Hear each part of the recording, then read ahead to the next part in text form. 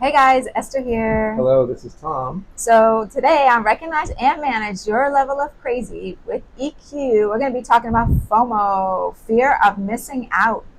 Mm. So Tom and I are on a cruise. As you can see, we are in the middle of the ocean, and I am a virgin on the Virgin Voyages. I've never been on a cruise before.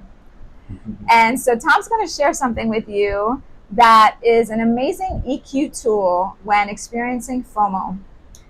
Well, we're embarking on this trip. It's Esther's never been, as she mentioned, on a cruise before. We were invited last minute. It's a 7-night cruise. So Esther had some trepidation. She was a little concerned about being out in the ocean. So far, so good. We're happy about that. Um, so we get on board. We're excited. We're getting ourselves settled into a cruise. This is a holiday cruise, right over the holiday week, last week in December. And we're getting ourselves all ready, and it's a full ship. So we had dinner with quite a few people here. We're here with my brother and his family.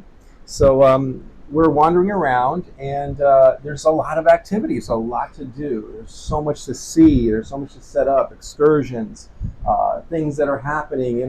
This event, that event. Sign up for this, sign up for that, and this FOMO, fear of missing out, as we talked about. We didn't realize that right away. We talked about it this morning. I was starting to feel like a little bit overwhelmed, and then also like a little bit like feeling energetically. The energy of the ship was weird. It's like people are running around trying to get energy from these things, and I guess it was a new experience for me because I started feeling a bit like unhappy, just like a lack of contentment. So I started thinking about it, like how can I not be happy while on this journey right now? This is like a vacation. I should be like super happy and super excited about what we're doing, and yet there's this energy and this tension that was like, what do I do next? Do I gotta sign up for this? Do I gotta do that? And I started seeing that I started having a lack of gratitude. And that lack of gratitude is when I discovered was what was making me feel this unhappiness. Lack of contentment. Yeah, lack of contentment. So I started going to myself, really, look at this, look at myself. Look, I started looking at this internal dialogue. Why was I feeling this discontentment, this tension, this unhappiness? And I said, oh, because I'm caught up in this energy of grabbing stuff from outside of me.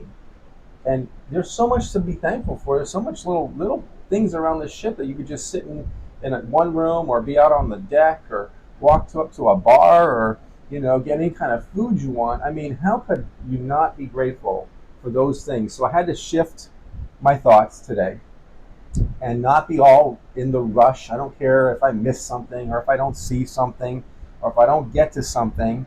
We've looked at what we needed to look at. We'll do some things with the group. I can just settle back into gratitude, just being happy for whatever little things I can enjoy in the moment. And so that was the real breakthrough for me. So, can I ask you, how did you do that? So, the number one step is you recognized your level of crazy, right? So, what did you do? Yes, You got recognize self aware. about So, you got quiet mhm, and you became self aware. about this unhappiness. I started saying, why do I feel this way? Why am I feeling agitated and upset and unhappy? And then I start when I notice when I was in that emotion, as you're describing, that level of crazy, then I notice I want to blame the outside world. Well, not just you, but I was blaming a lot more than you. But that's the point, is recognizing that, right? Is that your point? Yes. And then what's the next And step? then the second step was then you said, okay, I have to manage this energy. All right. I Yeah. got to go and manage the crazy. So, how did you do that? Well, then I started looking inward and saying, well, I'm unhappy. So what is unhappiness about? Well, ultimately, I'm lacking gratitude. Without gratitude, how can you be content about what you have? And this is like ultimate, having everything at your fingertips, service, food. So I had to recognize that, oh, let me take some time to be grateful again, in spite of the stress I was feeling of this new experience.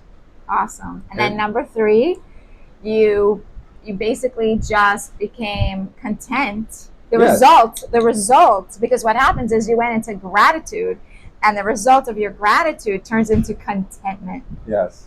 And so now you're in a state of contentment. Yes. So now I'm just content. I'm being more mindful about my thoughts. If I start to catch my mind about complaining about something, I go, no, no, let me find something to be grateful for. So just becoming more mindful, catching those thoughts, and then releasing them when they're pushing me towards, you know, like a negative direction. Because just let's let go of those. There's so much to be grateful for, and that shifted my mood today. And what was the other step that you mentioned earlier when you said, you know what, Est, that was really powerful to be able to talk about it. Yes. Because as a partner, if you are in a partnership and you are with your partner and you notice that your partner's something's off with your partner, talk to your partner. Say, what's going on? Talk to me. There's no judgment here. I just want to know what's going on. You seem a little weird. And you were very good about that. I said she let me be quiet last night as we went to bed, and then this morning she said, well, what's going on? I started talking about it because I had a moment, I had time to process it. And so, right, having you as a partner, having me just be able to talk about it out loud, in addition to internal dialogue, helped me to bring it out. And you really were good at acknowledging what was going on. You could relate. And so as we made our morning, it's shifted. I feel quite content. So if you don't have a partner, how do you do that? You basically self-talk. You can talk to your inner self. Let's say, there's a lot of people that, do believe in the soul, they believe in God, they believe in dialogue with God. But if you're a person that doesn't believe in that kind of thing, it's okay. Have your own internal dialogue. I call it self-talk. And just do what Tom did. Become self-aware, self-managed, and then just work yourself through it. You can also journal, which is very, very helpful. Yeah, it was also helpful for me this morning I connect to source, to what is the energy that's created all that is, and try to connect to that and quiet my mind. I think many people would look at that as meditation. I do little mini bits of meditation, I call them.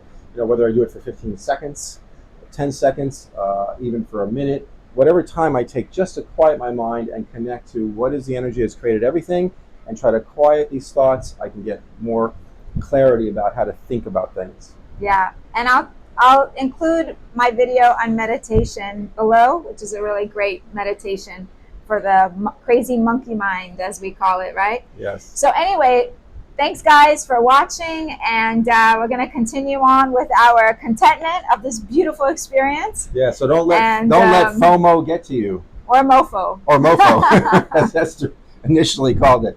So with that, when we know better, we do better. We reveal to heal, and we learn by doing. And when you know and understand yourself, the world will know and understand you too. And remember, what's the best that can happen? Remember to share, like, and subscribe, guys. All the best. Bye.